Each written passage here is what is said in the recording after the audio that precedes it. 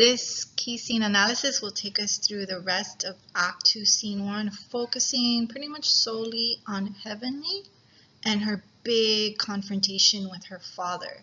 As I mentioned in our team's meeting, to me, Heavenly is the most, right off the bat, sympathetic character. She doesn't seem to have the kind of hang-ups the other characters have. She does have her insecurities for good reason, but she's not fixated on what others think of her. She's not trying to use other people's as a means to an end like both Princess and Chance seem to do, and she's not overly concerned with her exterior appearance, even though several people call her beautiful. So we're really going to dig deep into the character. What I love about the exchange I'm about to review as well is that for an actress, it would be a wonderful opportunity to show a whole gamut of emotions, from heartbreak to outrage to anger to frustration, despair.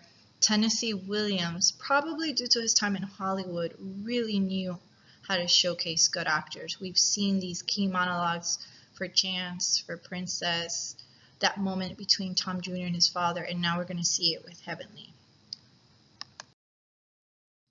Prior to their exchange, there's a long-winded set of stage directions, so I felt it was important to start with that.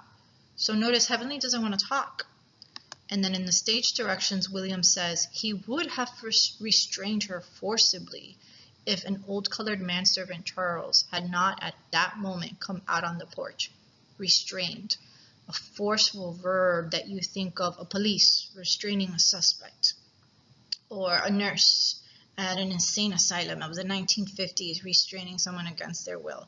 It clearly shows the domineering, that can even get physical nature of Boss Finley. And the only thing that stops him is that someone else came onto the porch.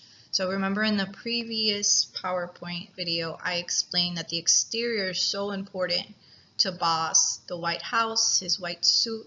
He is a public figure as a politician, so he's constantly thinking of what he's projecting to the outside world. And he wants to make sure that his family is not a scandal. Tom Jr.'s given him enough headache. So there's no way he would ever get physical with his daughter, with anyone present. So it's really key to understanding the character of Boss Finley. Next, the lighting is also interesting. The reason that Charles comes onto the porch is to turn on the lights because it's getting dark. And they have these old style lamps called coach lamps by the door. The actor motions to turn them on, but that's not really where the light is coming from. Instead, Tennessee Williams that says the light seems to come from the sky. He calls it a spectral radiance. He makes it sound supernatural, otherworldly. So clearly hinting that this moment is going to be vital to understanding Heavenly. And her name, of course, since it connotes the sky, tells us that this, what should be this angelic being, has suffered quite heavily, mostly because of her father, but also because of Chance. He then gives us some auditory imagery with personification. The sea, wind, sings. There's even a little bit of alliteration in the sea and sing, so it's really, really soft. And it shows us this soft sadness in the entrance of Heavenly. And then there's some foreshadowing. Later that night may be stormy, but now there's just a quickness and freshness coming in from the Gulf. Right now is the calm before the storm. The storm is going to be later that night when Boss Finley gives his speech.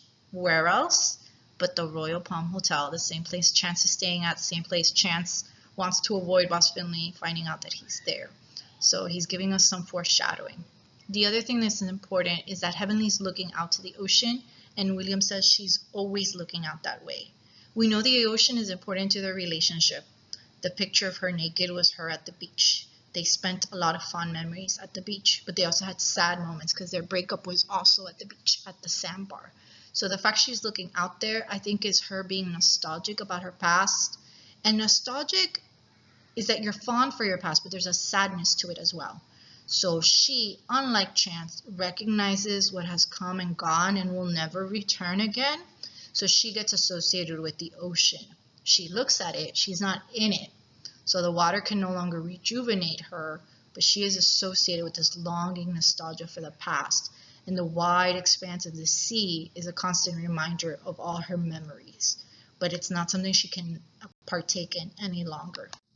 There's still a few more stage directions. Boss Finley changes. Even though he comes across as domineering, there is still deep affection for his daughter. And notice the regal kind of language Williams associates. A sudden dignity is revived. He becomes stately, like an aged courtier comes deferentially up to a crown princess or infanta. Infanta is just a crowned royal person.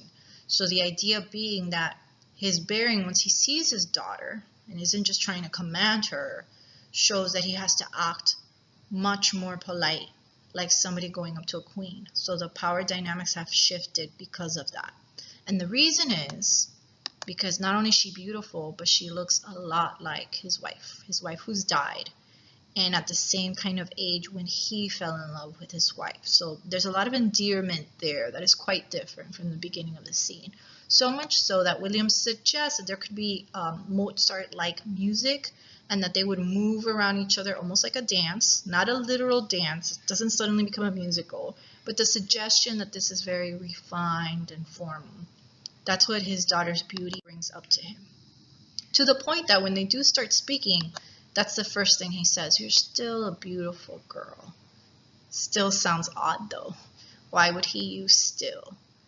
And then Boss starts to explain. Looking at you, nobody could guess that. He gets broken off. We're not sure exactly what he's going to say, though we will find out later in the next scene. Because Heavenly just laughs. With his exchange with his son, we were looking at the hyphens, the dashes, and who had the power because of who was interrupting who. Heavenly here is the one that's interrupting her father. But she makes this cruel joke about herself. The embalmers must have done a good job on me, Papa. Which reminds us of what Tom Jr. had said when they were asking, where is Heavenly? He had said she's lying out on the beach like a dead body washed up. It sounds so grotesque and cruel for him to say that. But she herself is comparing herself to a dead body. An embalmer is someone who works at a mortuary. They're the ones responsible for removing all the organs of the body, putting the embalming liquid so that the body won't decompose too quickly and will last long enough for the funeral and the viewing and all those kinds of things. She's comparing herself to a corpse at a mortuary whose life organs have been removed. Why does she feel that way? It has to do with this operation that George Scudder hinted at, or not hinted, he directly said to Chance in Act 1, Scene 1, but he didn't want to talk too directly about it because Princess was in the room and it was a very sensitive topic. Heavenly mentions it. And it's one of the major reasons she acts so despondent in the scene. There's important symbolism. Besides the ocean, it's interesting that Williams takes the time to describe this urn. So imagine a tall vase with leafy ferns in it. But the urn has been discolored because the salty Gulf wind has stripped it nearly bare. We live in Florida. We know what it's like when we have our nice patio furniture, and with all the elements of the extreme heat and rain, they become discolored.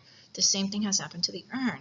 The same thing has happened to Heavenly. She used to be this bright, beautiful girl full of potential and a great future, and that's all been stripped away because of this operation, but also because of Chance.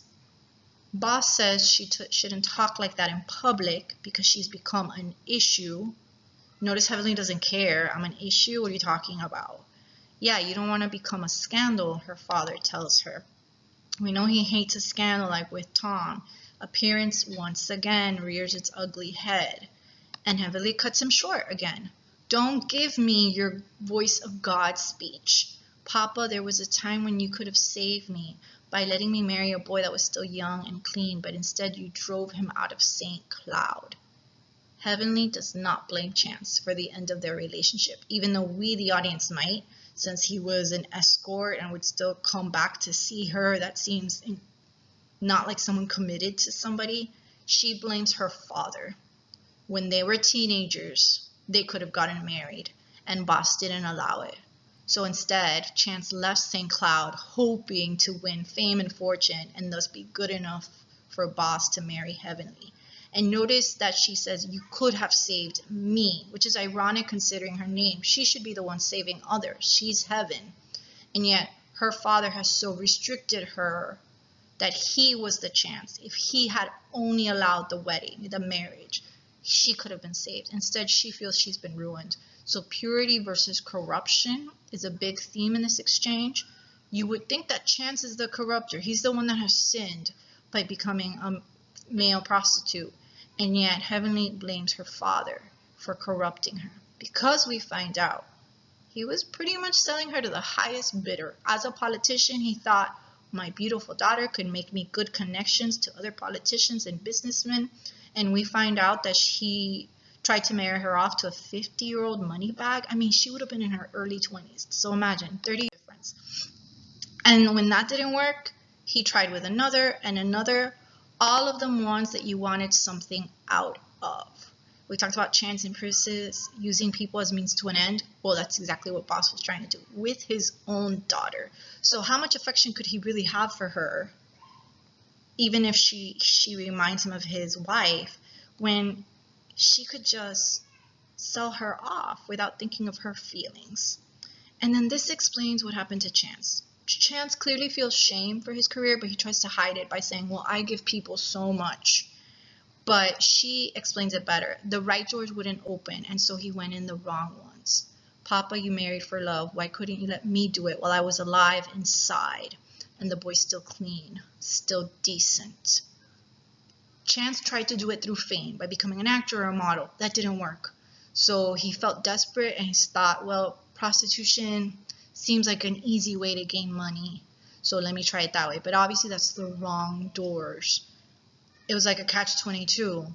He couldn't win Heavenly over because he didn't have money, but the way he's trying to get money will make it certain that he can't win her over because it's not decent, it's not clean.